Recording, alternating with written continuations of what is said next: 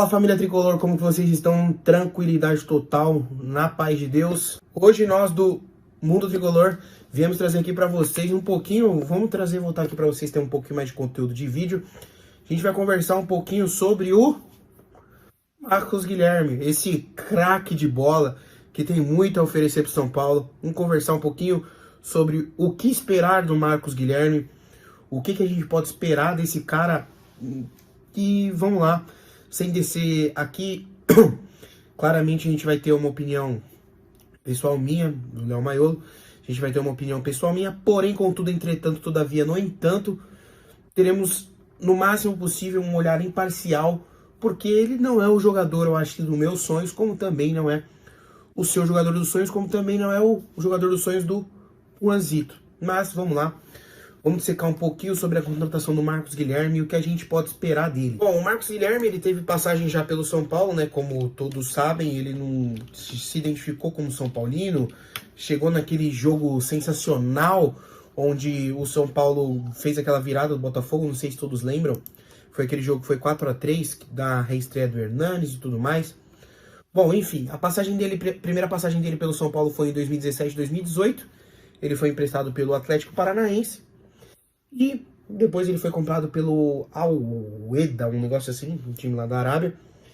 Enfim, ele que sempre, apesar de ser revelado pelo Atlético Paranaense, nunca deixou de deixar claro, é triste, né? Nunca escondeu que foi São Paulino, sempre torceu pro São Paulo. E isso pra mim já é um ponto importantíssimo, né? Tô gravando esse vídeo no dia 7 de agosto, desculpa. E uma coisa já que vocês devem ter assistido no São Paulo e Flamengo foi, ontem, né? Mesmo com cãibra, o bichão se esforça muito. E isso pra nós São Paulinos que tivemos Nenê no time, Miguel Bastos, Marquinhos Calazans, os caras horríveis. Só o fato de você ter um cara que é esforçado, você fala assim, pelo menos esse cara aí, ele pode ser horrível, ele pode ser grosso, mas ele não vai fazer a gente, enquanto São Paulino, passar vergonha. Tipo, ele não vai passar vergonha não, passar nervoso. Por quê? O mínimo de esforço, você sabe que o cara vai ter. Isso pra mim é o mais importante. Eu prefiro um cara que honre a camisa do que o cara que faça igual o Cueva. Craque de bola, mas que quando passou por aqui, tipo, cagava pra instituição São Paulo, cagava pro torcedor. Quando ele queria ir lá jogar a bolinha dele, ele jogava, mas quando ele não queria, ele enchia de pitu, de cachaça e cagava pro São Paulo. Que é muito, por exemplo, o que o Gabriel Veron fez aí com o Palmeiras. Marcos Guilherme, como que ele tá vindo pro São Paulo? O que ele tem a oferecer pra gente enquanto jogador? Primeira coisa que a gente pode já ter em mente. O Marcos Guilherme, ele vem pra ganhar relativamente pouco. Por ser um jogador que já tem rodagem internacional. Jogou no Dinamo Zagreb, que se eu não me engano é da Ucrânia, né? É Ucrânia? Acho que é Ucrânia. Mas resumo, Dinamo Zagreb, já teve lá no Atlético Paranaense, jogou aqui no São Paulo da outra vez, já jogou no Santos, ou seja, independente de qualquer coisa, ele é um cara que ele tem rodagem, tá ligado? Ele vem pra ganhar 200 mil, veio de graça, esse é o primeiro ponto, com contrato até o final de 2022, se ele atingir os gatilhos lá, ele pode ir até 2023 esse contrato. Uma coisa que eu gosto muito de conversar com qualquer São Paulino que eu troque ideia e que eu queria passar essa visão pra vocês, que desculpa se você não concordar, você precisa rever um pouco seus conceitos, a gente não pode medir o Marcos Guilherme, por exemplo, com a mesma régua que a gente vai medir o Nicão. Mas por que você tá falando isso? Os dois são jogadores do São Paulo. Cara, um ganha 200 mil, o outro ganha meia milha e ainda tem um monte de comissão pra empresário, tá ligado? Então, isso é uma coisa, tipo assim, o Marcos Guilherme recebe menos da metade do que o Nicão. Ou sendo, em tese, falando de meritocracia, o Nicão tem que entregar mais que o dobro que o Marcos Guilherme. Isso é um fato. Por quê? Um recebe 200 mil, outro recebe 500 mil. Um exemplo para vocês entenderem. O Igor Vinícius, se eu não me engano, vai renovar, mas recebe 120 mil. Rafinha recebe 400. Ou sendo, o Rafinha tem que entregar no mínimo 3 vezes mais do que o Igor Vinícius.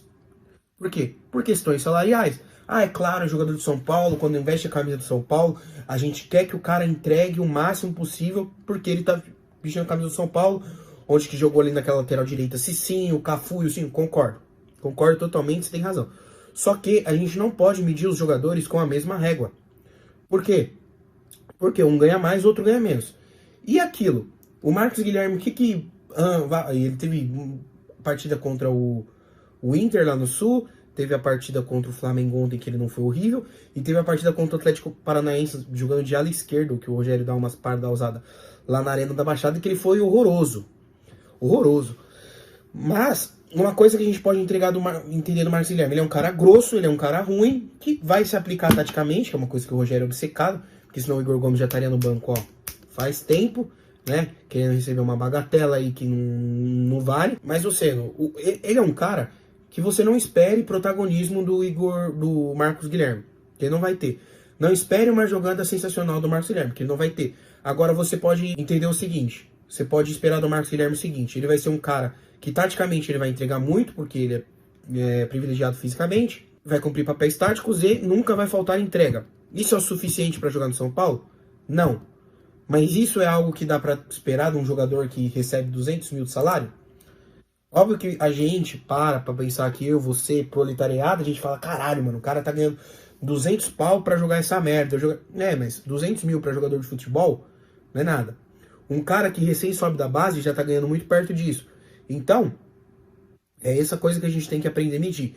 O quanto o cara vale e o quanto o cara entrega. Exemplo, se o cara, uma coisa é você pagar 1 milhão pro Marcos Guilherme. Pô, isso aí é você pegar dinheiro e fazer isso aqui, ó, e jogar no lixo. Outra coisa é você pagar 200 mil pro Marcos Guilherme, porque ele é um jogador que vai te entregar com limitações.